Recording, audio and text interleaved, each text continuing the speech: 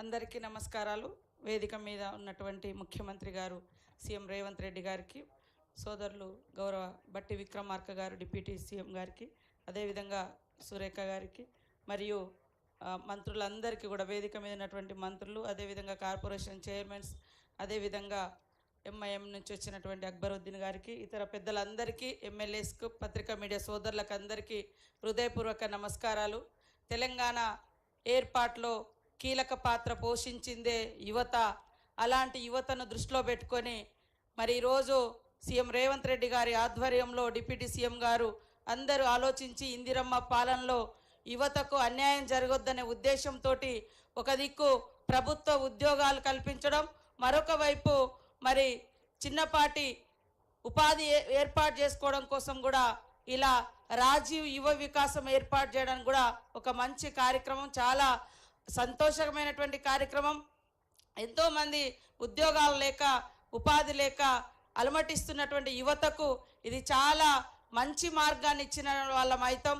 మనం చూస్తూ ఉన్నాం, ఇప్పటికే మహిళలకు పెద్ద ఎత్తున ఉపాధి అవకాశాలు కల్పించడంలో మరి మన ప్రభుత్వం ముందంజలో ఉంది.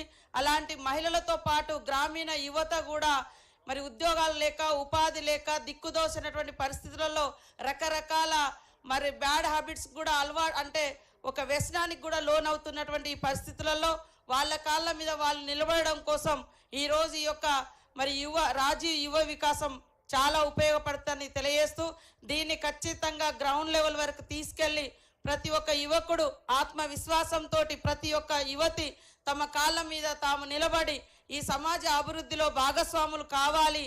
ఈ యొక్క సంక్షేమ రంగం మరింత ముందుకు సాగే విధంగా నడవడం కోసం యువత మరి ఈ ప్రభుత్వానికి మద్దతు ఇవ్వాలని కూడా ఈ సందర్భంగా కోరుకుంటూ, రాజీవ్ గాంధీ గారి కన్న కలల యొక్క యువ వికాసం, యువతే ఈ దేశ భవిష్యత్ అని వారు కలలుగా అన్నారు.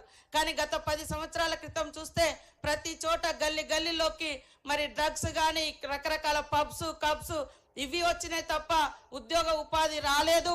కాబట్టి మన యొక్క ప్రభుత్వం వచ్చిన వెంటనే యువత మీద ప్రత్యేక దృష్టి పెట్టి మరి ఈ సంవత్సరం లోపే దాదాపుగా 57,000కు పైగా ఉద్యోగాలు ఇచ్చినటువంటి ఘనత మన సీఎం రేవంత్ రెడ్డి గారిది, ఇందిరమ్మ పాలనదని ఈ సందర్భంగా తెలియజేస్తూ, ఉద్యోగాలు రాలేదని నిరాశ చెందకుండా తమ కాళ్ళ మీద తాము నిలబడడం కోసం ఇది ఒక పెద్ద ఊతంలాగా వాళ్ళకు ఉపయోగపడుతుందని తెలియజేస్తూ మరి అందరికీ నమస్కారాలు, ధన్యవాదాలు.